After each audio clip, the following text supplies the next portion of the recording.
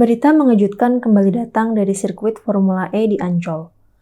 Atap salah satu grandstand atau tribun sirkuit Formula E roboh akibat diterjang angin kencang dan hujan.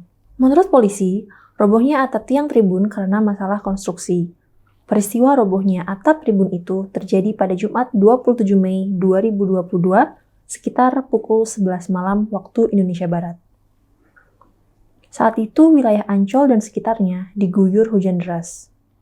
Sebelumnya, pihak pengelola sirkuit Formula E menyebut pembangunan atap tribun itu telah selesai.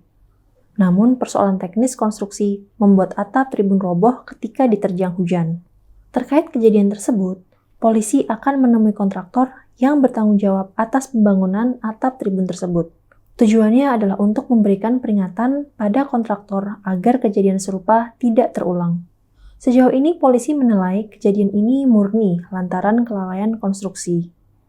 Jika dugaan itu benar, maka harus ada pihak yang mesti bertanggung jawab.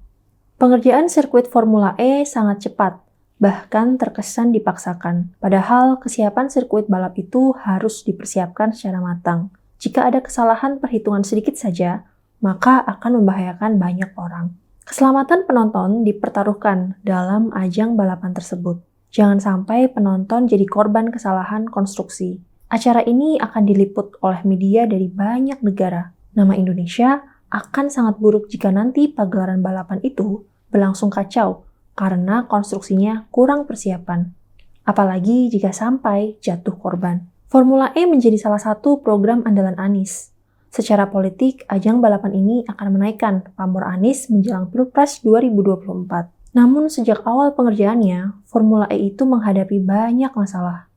Dugaan kelebihan bayar dan pengerjaan sirkuit yang asal-asalan terus menghantui proyek tersebut.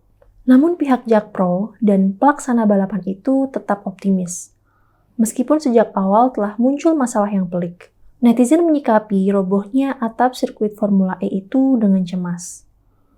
Mereka khawatir peristiwa yang sama akan terulang. Mengingat kawasan Ancol itu ada di pinggir laut, dan wilayah ini memang jadi langganan terpaan angin kencang. Apalagi pembalap Formula E dikabarkan tidak akan melakukan tes lintasan secara fisik. Menurut Ketua Panitia Pelaksana Formula E Jakarta, Ahmad Saroni, mereka sudah melakukannya melalui simulator. Alasan ini tidak diterima oleh pegiat media sosial Denny Siregar. Menurutnya, meskipun konsep Formula E beda dengan Formula One, tapi tetap diperlukan cek lintasan terlebih dahulu. Dia khawatir kalau tidak dilakukan proses tes lintasan itu akan terjadi kecelakaan karena pembalap tidak mengenal medan. Alasan semacam ini tentu logis, karena merasakan secara langsung trek sirkuit dibandingkan dengan menggunakan simulator jelas berbeda. Apalagi jika pengerjaan sirkuit itu tergesa-gesa.